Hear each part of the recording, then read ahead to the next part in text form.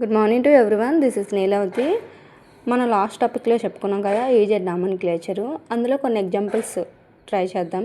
అయితే ఇక్కడ first example చూసుకుంటే ఇందులో 4 సబ్స్టిట్యూషన్స్ ఉన్నాయి కాబట్టి ఈజెడ్ నామన్క్లేచర్ చెప్తాం. అయితే ఇటువైపు చూసుకుంటే CHO CH3 C same atomic number. తర్వాత ఆక్సిజన్ చూసుకుంటే ఆక్సిజన్ యొక్క అటామిక్ నెంబర్ అనేది ఇక్కడ ఉన్న హైడ్రోజన్ కన్నా ఎక్కువ కాబట్టి దీనికి 1గా దీనికి 2గా ఇస్తాం. తర్వాత ఇక్కడ వచ్చేసరికి బిఆర్కి 1 గాను ఆక్సిజన్కి 2గా ఇస్తాము సిఐపి రూల్ యూస్ చేసి. ఇక్కడ 1 ఆపోజిట్లో ఉన్నాయి కాబట్టి వీటిని ఈగాను చెప్తాం. తర్వాత వచ్చేసరికి ఇక్కడ long chain 8 member long chain ఉంది కదా, ఇందులో C3 దగ్గర మనం అండ్ C5 దగ్గర చెప్తూ ఉంటాం అనమాట. C3 దగ్గర వచ్చేసరికి ఇక్కడ బిఆర్కి 1 గాను ఈ ఇథైల్ గ్రూప్కి 2 గాను ఇస్తాం.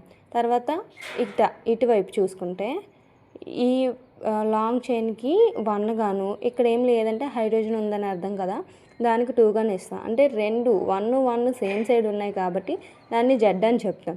అయితే C5 దగ్గర ఏమొస్తుందో కనుక్కొని కామెంట్ చేయండి. తర్వాత ఈ ఎగ్జాంపుల్స్ చూడండి. ఇక్కడ ఫినైల్ రింగ్ ఉంది. ఈ ఫినైల్ రింగ్కి 1 గాను తర్వాత మెథైల్ రింగ్కి 2 గాను ఇస్తాం. తర్వాత COOHకి 1 హెచ్కి 2గా ఇస్తాం. సేమ్ సైడ్ ఉన్నాయి కాబట్టి జెడ్ అని చెప్తాం. ఇక్కడ కూడా సేమ్ అంతే. Thank you all.